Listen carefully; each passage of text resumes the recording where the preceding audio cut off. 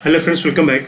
तो स्टार्ट करने वाले हैं एक नया टॉपिक जिसमें हम डेटा ब्रिज के बारे में बात करेंगे। तो आपने हाल ही में सुना होगा कि जो एयर इंडिया है, नेशनल कैरियर, जो जिसको ऑपरेट करती है गवर्नमेंट ऑफ इंडिया, इस एयर इंडिया की एक पार्टनरशिप कंपनी है जिसका नाम है शीता, SITA। एक पार्टनरशिप कंपनी है जो ये शीता जो है एक स्विट्जरलैंड बेस्ड कंपनी है जो IT बेस्ड सर्विसेज प्रोवाइड करने का काम करती है, जैसे कि रिजर्वेशन कराना हो, सीट बुकिंग कराना हो, ओके, पैसेंजर हैंडलिंग का काम होता है। ये सारा ऑनलाइन जो काम होते हैं वो उसकी सर्विस प्रोवाइड करती है एयर इंडिया को। तो एयर इंडिया ने बताया है कि ये जो शीता कंपनी है, यहाँ पर आपको डेटा थेफ्ट की बात यहाँ पर देखने को मिली है, यानी कि प्राइवेसी का इशू यहाँ पर देखने को मिला हुआ है। तो यहाँ पर कहना है कि एयरलाइंस का कहना है कि करीब 45 लाख पैसेंजर्स जो हैं उनके डेटा को यहाँ पर लीक किया गया है। एक्चुअली वो लीक हो गए हैं या फिर उनकी चोरी की गई है। तो इसके बारे में थोड़ा सा समझते हैं। काफ़ी ये सीरियस इशू है। 45 लाख पैसेंजर्स कम नहीं होते, और ये कहीं ना कहीं एक तरीके से आपके लिए केस स्टडी का भी काम कर सकता है। अगर डेटा ब्रिक से रिलेटेड कोई भी अगर ऐसे आता है या फिर मेंस में कोई क्वेश्चन आता है तो आप इनका यूज़ कर सकते हैं केस स्टडी की तरह।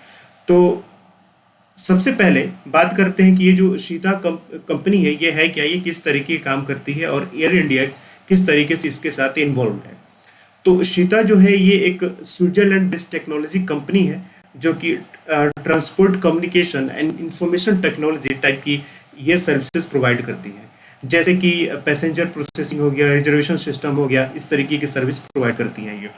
तो एयर इंडिया 2017 में 2017 में शीता के साथ एग्रीमेंट में आती है अपने IT इंफ्रास्ट्रक्चर को इनेबल करने के लिए या फिर अपग्रेड करने के लिए, ताकि वो स्टार अलायंस के साथ ज्वाइन कर पाए। ठीक है, तो स्टार अलायंस जो है ये एयरलाइंस का ग्रुप है, तो उसको ज्वाइन करने के लिए यहाँ पर अपने IT इंफ्रास्ट्रक्चर को अपग्रेड करने के लिए 2017 में ये एग्रीमेंट करती है।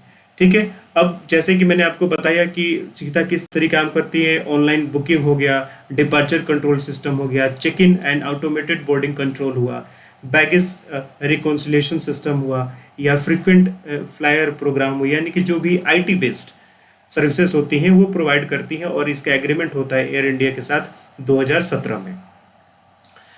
अब यहाँ पर एयर इंडिया का कहना यह है कि किस तरीके के डेटा ब्रीच हुए हैं या किस तरीके के डेटा को चुराया गया है।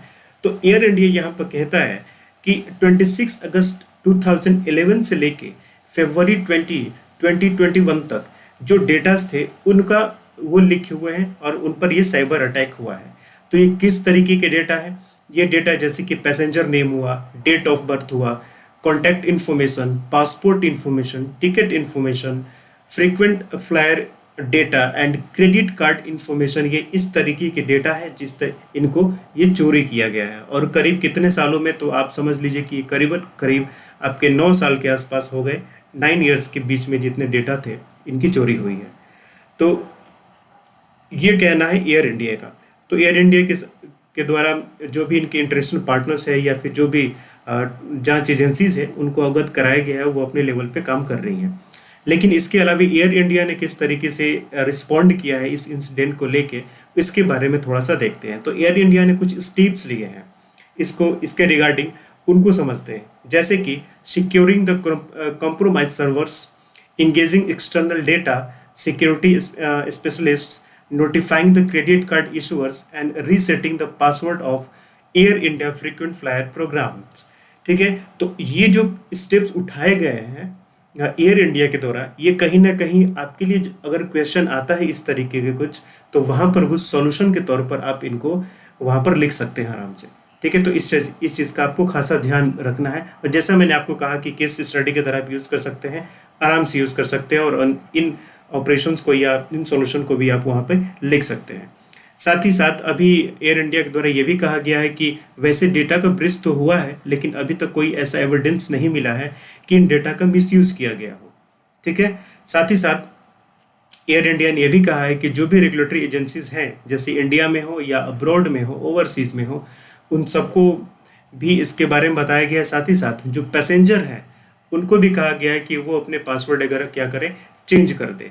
तो ये आपको एक काफ़ी सीरियस प्रॉब्लम है और आए दिन ये कहीं ना कहीं देखने को मिलता है, चाहे वो इंडिया हो या फिर किसी दूसरी कंट्री हो, आपको वहाँ पर साइबर अटैक देखने को मिलता है।